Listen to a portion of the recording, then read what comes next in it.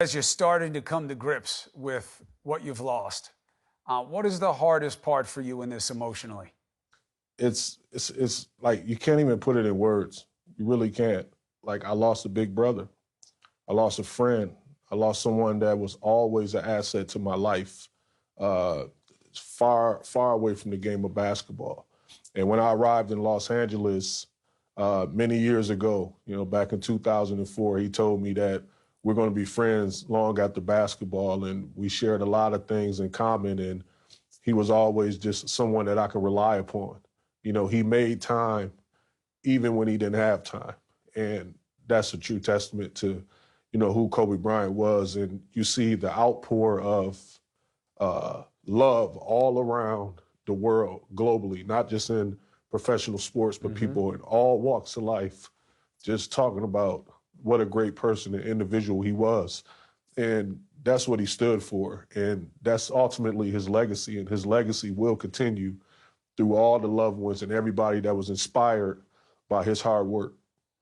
Now, this may be a little tricky for you, but I've read that he didn't have a lot of basketball buddies. Some people say it was because he was so intellectual and so intense, but you were one of them. What made you special to Kobe? We just had an honest rapport. We had an honest relationship. I've never been an individual to judge anyone by a conversation that I had with someone else. I always want to see for myself. The narrative was created about me long before, I came on that platform. My adversity that I went through early on in my life. So I never fell victim to that phrase of just judging someone from reputation. And when I immediately arrived to Los Angeles, I just wanted to pick his brain. I played for the legendary Pat Riley, and he was telling me these things, these conversations about how to prepare for the game of basketball.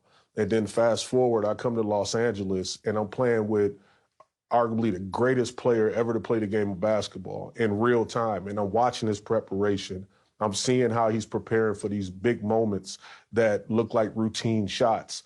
And I'm just like, man, this dude is on the next level. And I just embraced him, and he embraced me because I never shied away from workouts. I never shied away from being educated or being told the hard, honest truth. And that's how we just jammed immediately. So what are you telling yourself? How do you make this okay? It'll never be okay. But I think that in order to move forward, I have to get out my own way. My emotions, my feelings.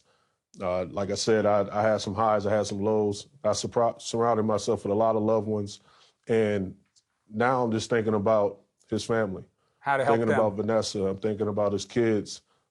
Yeah, how to help them, and how to be strong for them. And, I don't want to talk about basketball. I just want to talk about what a great human being he was.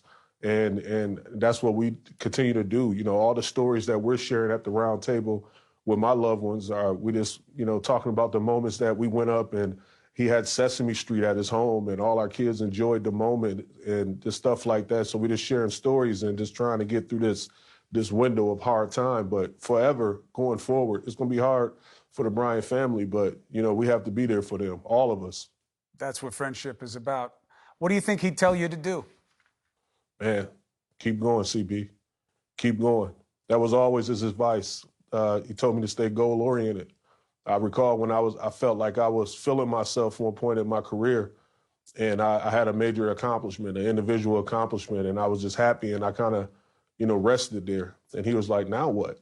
Like, what you gonna do now? Like, what's next? Like, and then when you do that, what's next after that?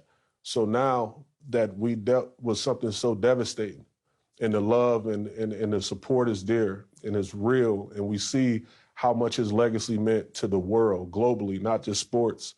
Now what?